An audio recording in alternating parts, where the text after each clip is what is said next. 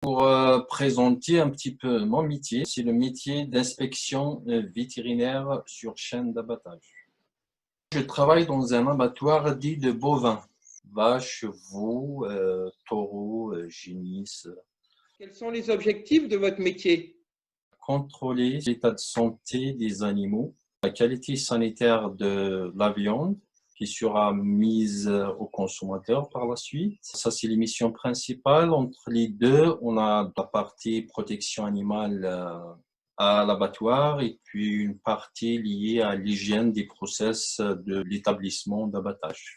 L'abattoir, c'est un exploitant privé, mais c'est l'État qui assure le contrôle.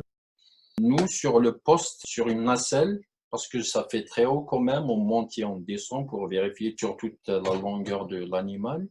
Notre métier consiste à vérifier sur les carcasses à travers une inspection visuelle de la carcasse, à travers des incisions, à travers des palpations, on essaye de repérer des lésions qui sont susceptibles de rendre la viande impropre à la consommation humaine. On fait des incisions sur des ganglions. C'est un petit peu les petites boules qu'on voit ici. En fait, les ganglions, c'est des éléments qui font drainer les globules blancs de l'organisme. En fait, ce qui protège l'organisme. Donc, à chaque fois qu'il y a une agression de l'organisme, si le système immunitaire réagit, il y a des modifications sur les ganglions. Vous en découvrez souvent des lésions? Oui. À titre illustratif, nous, on fait environ 150 à 200 bovins par jour. Une carcasse toutes les 2 minutes. On consigne entre 10 à 20 carcasses par jour.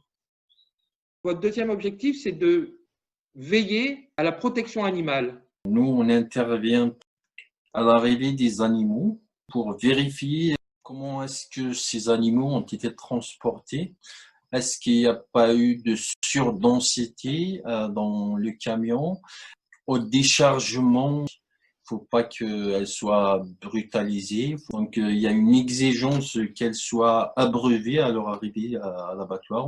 Après, il y a l'étape cruciale, c'est l'abattage, quoi. C'est la mise à mort, comme on dit, c'est la mise à mort de l'animal. On veille à ce que ça se fasse dans certaines conditions qui sont bien strictes. Est-ce que vous pourriez nous dire les conditions précises de l'abattage? On ramène l'animal sur, on dit le piège. Il y a une porte qui s'ouvre. Une fois qu'il rentre à l'intérieur, elle se referme. Elle sort leur tête d'une petite fenêtre. L'animal est contentionné, il bouge pas. Et après, on procède à la mise à mort. Et dans notre abattoir, ça s'appelle l'étourdissement avec un matador. Ça fait sortir une tige qui provoque des lésions cérébrales qui font que l'animal ne va pas sentir la douleur. L'animal va perdre conscience. Après, derrière, ils sont saignés tout de suite, donc l'animal va mourir. Est-ce que ça vous est arrivé de voir des fois, pendant l'étourdissement en matador, des animaux qui reprennent conscience? Donc, l'étourdissement, s'il est mal fait, ça peut provoquer une reprise de conscience de l'animal avant de la saigner, ouais.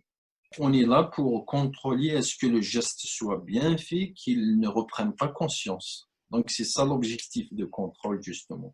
Comment vous voyez l'évolution de votre métier? Il y a des attentes sociétales importantes par rapport à la protection animale et je pense qu'à l'avenir, ça va devenir plus exigeant, ouais. Je pense qu'il y aura de plus en plus des exigences de moyens pour assurer le confort à l'animal au cours de son transport.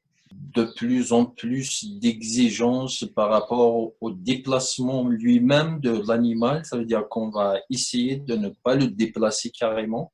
C'est on va dire, un retour en arrière, mais avec d'autres moyens, quoi. Ça va être un abattage comme avant, ça va être un abattage à la ferme. Parce que combien y a-t-il d'abattoirs comme le vôtre en France? 243 abattoirs, avec un tonnage de 3 345 000 tonnes par an de viande produite. En France, il y a 17 millions de têtes Pour ce qu'on tue par an, je peux pas estimer parce qu'on parle toujours de tournage d'environ 1 million de têtes ou 2 millions de têtes par an. Quelle est votre plus grande victoire professionnellement? La crise de la vache folle, qui est une variante d'une maladie très redoutable chez l'homme, elle s'appelle la Creutzfeldt-Jakob. C'est une maladie neurodégénérative.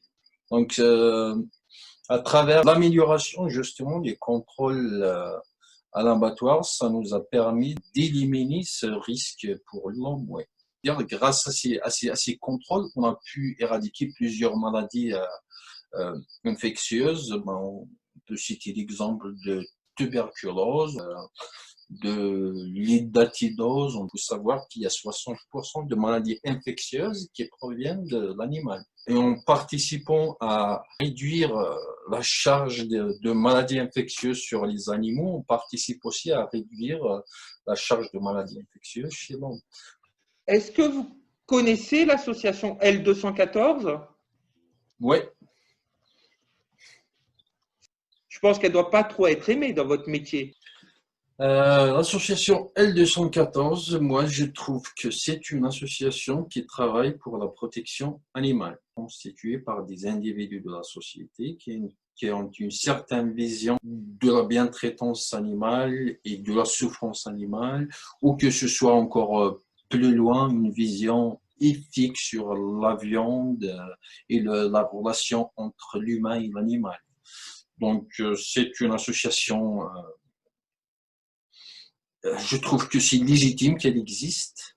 Et pour notre métier, ça nous a permis de revoir certaines lacunes dans le métier, justement. Donc, je trouve que c'est un élément essentiel dans une société développée.